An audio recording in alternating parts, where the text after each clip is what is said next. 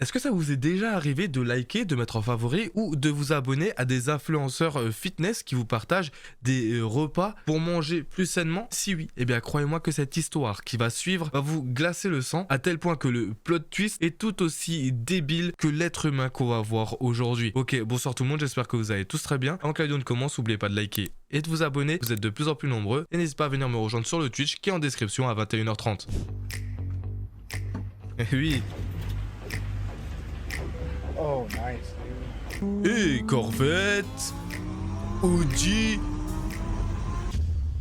ça vit bien quand même. Si vous voulez m'aider à payer mes frais d'hôpitaux, envoyez des dons sur mon application Cash App.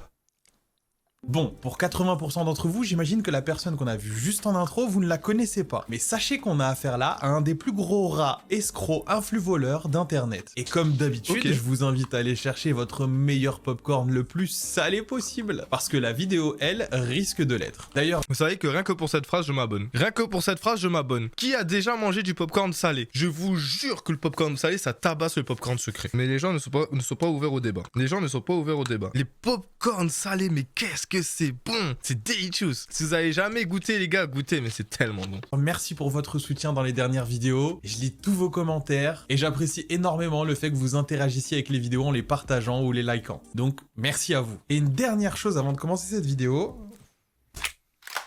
Ok. voilà, je suis prêt. Le protagoniste d'aujourd'hui s'appelle Cooking for Gain.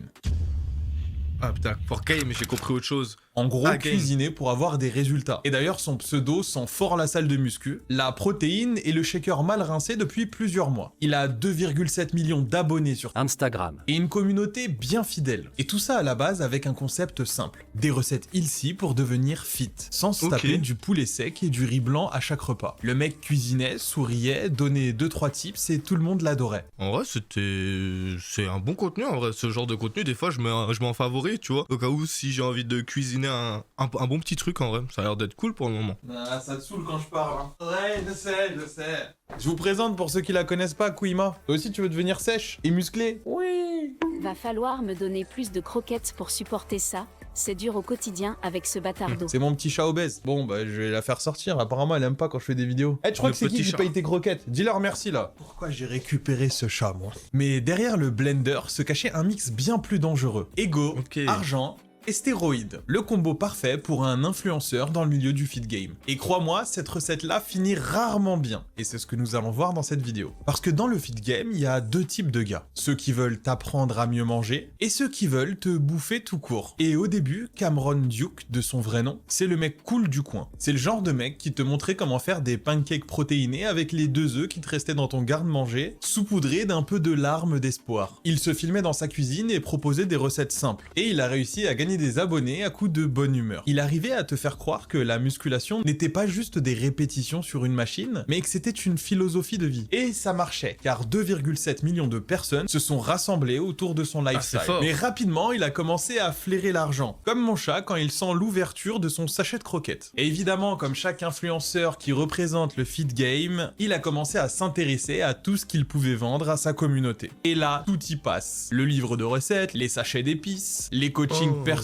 Un programme pour 12 semaines, 200 balles. Pour 16 semaines, 300 balles. 20 semaines, 325. 24 semaines, donc une demi-année, 375. Absolument chaque abonné devient un client potentiel. C'est Chaque dingue. story devient une vitrine et chaque post devient un business plan. Et c'est là que le petit bonhomme sympathique qui faisait des recettes dans sa petite cuisine devient un businessman. Il est passé de Cooking for Gain à Cooking for Cash. Même sa poêle devait s'en... Après, là-dessus, tu vois, on peut pas en vouloir aux gens de vouloir convertir, tu vois. S'il y a des repas, un programme et tout, tu vois, et que les gens, ils sont pas obligés de se perdre sur les réseaux sociaux, sur TikTok et tout, pour pouvoir espérer choper une bonne recette. Je veux dire, en vrai, tu vois, bon, c'est cher payé quand même, mais il y a des clients, tu vois. Donc, en vrai, on peut pas lui en vouloir de gagner son pain là-dessus, tu vois. sentir le business model. Et évidemment, son lifestyle, plutôt que ses recettes de cuisine ou ses phrases de motivation, est devenu son contenu principal. Il commence à montrer des super Putain, voitures, wesh. des chaînes en or, des montres. Le gars ne partage même plus de recettes. Il partage son narcissisme sur Instagram. Il pose à côté de Lamborghini, lunettes de soleil à 3000 €, et tout ça avec un regard tourné vers le vide du genre... Si t'as pas une Aventador avant tes 30 ans, ne t'inquiète pas, tu pourras toujours conduire une Dacia sur GTA 6. Et le pire, c'est que les gens terrible. adorent, parce que dans le monde des réseaux sociaux, la réussite n'est pas une valeur, mais un décor. Cependant, derrière tout ce cinéma, une personne bosse dans l'ombre. Enfin, une personne. Une femme, Anna Leafs. Mais qui est-elle, me direz-vous? Eh ben, je la connaissais pas moi non plus. Mais c'est sa copine de l'époque. Et c'est à partir de là que cette histoire va prendre un virage à 180 degrés et que vous allez commencer absolument tous à détester le protagoniste du jour. Et encore plus si vous êtes une femme. Parce que pendant que monsieur exhibe ses chaînes en or, ses voitures, ses motos sur Instagram, madame, elle gère absolument tout. Le plan de ses repas, les programmes sportifs destinés à ses abonnés, son site web, le service client, son livre de cuisine et même ses mails. Anna, c'était pas sa copine, c'était son Jarvis personnel. Et le pire dans tout ça, Après, il y en a, ils peuvent se dire, c'est un business couple, tu vois. Vous voyez ce que je veux dire? Toi, tu te mets devant la caméra et moi, je gère tout ce qu'il y a derrière. Il y en a qui sont en vrai corda là-dessus, tu vois. Mais tout dépend à quel point ils l'exploitent, surtout, tu vois. c'est qu'elle bossait gratuitement. Car évidemment, elle n'était pas salariée. Ah, donc voilà. zéro, nada, walou, pas un centime. Et pendant plus de 2 ans, elle porte tout le business sur ses épaules. Pendant que lui, il fait des stories dans sa bagnole en criant « Eh les gars, regardez ma nouvelle R8, je peux en acheter 2 même si je veux un !» En gros, pendant qu'elle faisait la bouffe, les programmes et les factures, lui, il faisait juste la star. Et au fil du temps, Et ils prenaient tout l'argent. C'est terrible. Non, ça, par contre, ça, c'est terrible. Anna s'épuise. Certes, ça te rappelle quelque chose, mais bon, je pense qu'il y avait gain quand même derrière. Là, elle a rien. Et ça se comprend. Imaginez bosser jour et nuit pendant que ton mec t'explique qu'il doit rester focus sur le mindset. Ah, ça, Mais c'est un horrible. jour, c'en est trop Ça, c'est et horrible. elle pète un câble. Elle décide donc de le quitter. Mais pas n'importe comment. Elle décide de le quitter avec un shérif à ses côtés. Tout ça pour la protéger pendant qu'elle fait ses valises. Oui, t'as bien entendu. Pas un pote, pas sa mère, pas son frère. Un shérif. Et tout ça parce qu'Anna, en vérité, avait peur qu'il la retrouve. Et suite à ça, elle poste une vidéo sur TikTok pour tout raconter. Et Mais si elle est obligée de reprendre un shérif et qu'elle a peur comme ça, c'est qu'il doit se passer des dingueries à la maison, tu vois. C'est que le mec, c'était pire que de l'exploitation, tu vois. C'est terrible. c'est là qu'Internet découvre le vrai visage de Cooking for Gain. Et je n'ai pas quitté cet homme à cause de la lessive, du ménage ou de ses chaussettes sales, non, non. Je l'ai quitté parce qu'il m'a fait mal. J'ai été Je vois son délire de vouloir doubler, tu vois, pour qu'on comprenne mieux la vidéo. Mais il dédramatise tellement tout, c'est... contrôlé, manipulé et même frappé. Et là, Internet explose. Les messages affluent, les preuves pleuvent et les vocaux fuitent. Et c'est là que tous ses abonnés vont tomber des nues. Parce qu'on découvre qu'il a été violent physiquement avec elle, qu'il est allé à l'encontre d'une ordonnance de restriction et qu'il a même fait de la prison pour ça. Oui, oui, le gars qui vendait des shakers de protéines et qui faisait des recettes tout souriant dans sa cuisine. Mais en coulisses, il tabassait sa copine. Et comme souvent dans les dramas d'influenceurs, plus tu grattes, plus tu trouves. Et Anna, tel 6ix9ine à son prime, continue à tout balancer. La soi-disant maison qu'il avait achetée grâce à son hygiène de vie et son travail acharné n'était en fait qu'une location. Ses voitures et ses motos de luxe louées elles aussi. Et le comble de l'ironie, même la cuisine dans laquelle il tournait ses vidéos était une location. Tout était fake. Peut-être même ses muscles. On va pas se mentir. Mais du coup, est-ce qu'il arrivait à vendre ses programmes à 300 balles ou pas du coup? Vous savez ce que je pense des influenceurs fitness, hein. C'est toujours plus facile de vendre un programme avec quelques produits dans le sang. Le mec avait tout loué. Sauf sa conscience. Et encore, je suis même pas sûr qu'il ait payé la caution. Et pendant ce temps, lui, il continue à poster comme si de rien n'était. Il se filme torse nu avec des bling bling au cou, comme une vieille daronne roumaine devant sa roulotte. Eh les gars, y a que les faibles qui abandonnent. Ouais, bah au moins les faibles, eux, ne battent pas leurs copines. Et Internet commence à se réveiller. Les gens comparent les dates des posts, les stories, et ils voient qu'Anna bossait en coulisses, pendant qu'il prétendait tout faire tout seul. Les internautes découvrent les captures d'écran, des vocaux où il l'insulte, où il la menace, en se vantant d'être un multimillionnaire incompris. Je peux dire ce que je veux. Oh, c'est pour ça que je parle de toi. Je te vois mentir tous les jours, et ça me paraît tellement bizarre que tu penses ça. Je n'aurais jamais cru que tu me dirais ça à ta sortie. Mais on est assis là à manger de la merde, et, ouais, je ne vais pas en parler. Mais de quoi tu parles? Quoi? Je mens? Mais la vérité, c'est que le seul vrai On truc est là à manger de la merde, il a dit, alors que pourtant, pour faire ses vidéos, il cuisine bien, hein, à ce qui paraît. Hein. Il est fou, quoi. qu'il a bâti, c'est une illusion. Une illusion tellement bien bâtie que même lui a fini par y croire. Parce que quand t'as besoin de ta meuf pour écrire tes programmes et ton livre de cuisine, t'as pas une marque, t'as juste une daronne de substitution. Et c'est à ce moment-là que l'histoire change complètement de ton. Oui, parce que c'est pas fini, hein. Il aurait pu s'arrêter là, faire le mea culpa, s'excuser et repartir de plus belle. Non, non, non. Bah non, sinon c'est trop facile. Car après Anna, il va tout perdre. Et après avoir manipulé sa copine et menti à ses fans, il va passer en mode jongleur de bolas au feu rouge. Parce que quand t'as bâti ton empire sur des pancakes et des mensonges, la chute est toujours brutale. Et pour Cameron, le karma a décidé de frapper très fort et à pleine vitesse. ça, Et j'adore. tout commence avec un clash. Parce que ce mec, au lieu de se faire discret après le scandale avec Anna, décide de partir en croisade. Et il attaque absolument toutes les influenceurs et toutes les marques et tous les concurrents de produits pour mecs musclés. Il balance des Il est teubé, ce type. Lui, il a vraiment rien compris à comment gérer un drama.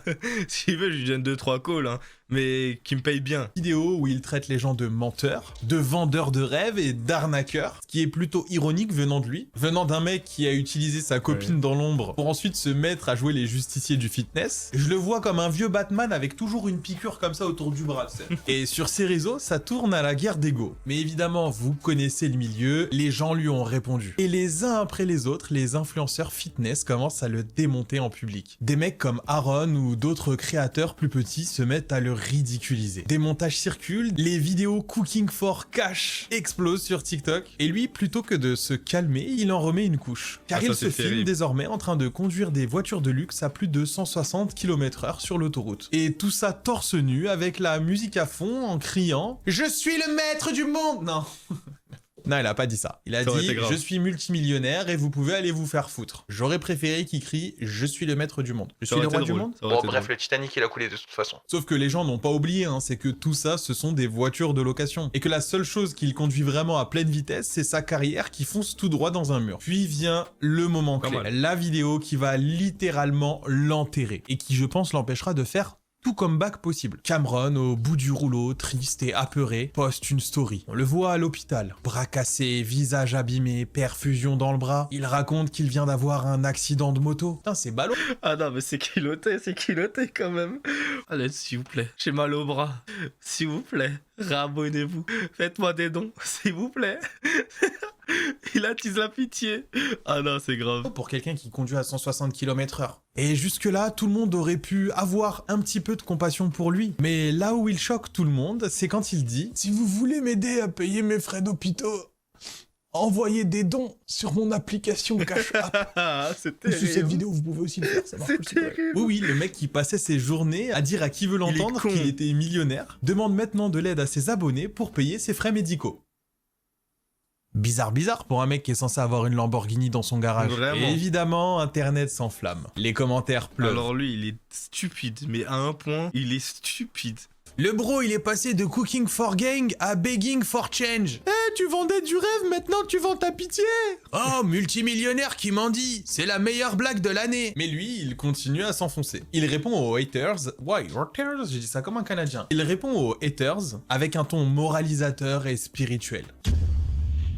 On est tous humains, vous savez, faut pas souhaiter le mal aux autres. Je traverse une épreuve, et si ma communauté veut m'aider, y a pas de honte à ça. Sauf que le problème, c'est que sa communauté se souvient absolument de tout. De ses vidéos où il humilie ses concurrents, de ses posts où il disait qu'il était un boss et qu'il s'était fait tout seul sans l'aide de personne, et surtout de ses nombreuses vidéos où il disait que la dépression n'était pas réelle et que c'était juste un état d'esprit. Ah, ça, c'est vraiment le truc qu'il aurait jamais dû Ça, dire. c'est con, On ça. en a en France qui a essayé, hein. La sauce, elle a été...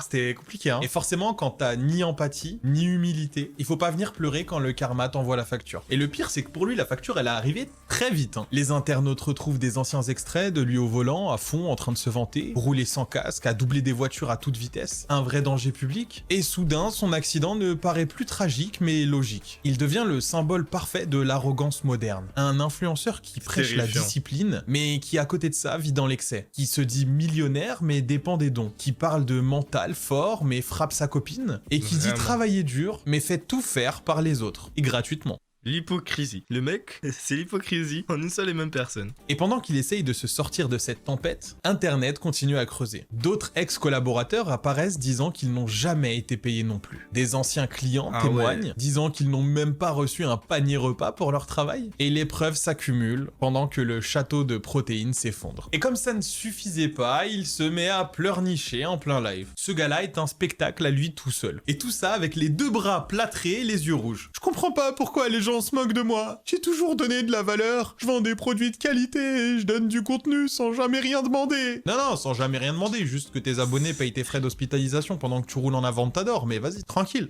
Et c'est à ce moment-là que les internautes commencent à lui renvoyer ses propres phrases. Et c'est là que c'est très drôle. Parce que sous ces vidéos où il pleurniche, tu peux voir des commentaires du style « Bah alors la dépression elle n'existe pas ?» Il est bizarre, lui, il découvre la tristesse maintenant qu'il a perdu sa moto. Oui, car Internet est cruel. Et quand t'as passé 2 ans à te foutre de la gueule d'absolument tout le monde, ça devient difficile de jouer la victime. Et comme toujours, les drames vont attirer de nouveaux opportunistes. Comme moi sur cette vidéo. D'ailleurs, si vous aimez cette vidéo, n'hésitez pas à vous abonner à cette chaîne. Il y a plein d'autres vidéos dispo. Et si vous voulez me soutenir, je vous demande pas d'argent. Non, un petit pouce bleu, un commentaire et un partage. Et si vous Moi, j'ai demandé de l'argent, les gars. Envoyez des subs, please. Merci. pouvez booster la vidéo, c'est encore mieux. En tout cas, merci à vous d'être là pour ce nouveau format de vidéo. J'espère qu'il continuera à vous plaire à l'avenir. D'autres influenceurs s'engouffrent dans la brèche et ils font des vidéos réactions sur lui. Ils le tournent en ridicule et ressortent ses contradictions. Le nom de Cooking for Gain devient un mime. Un symbole du gars qui se croit intouchable.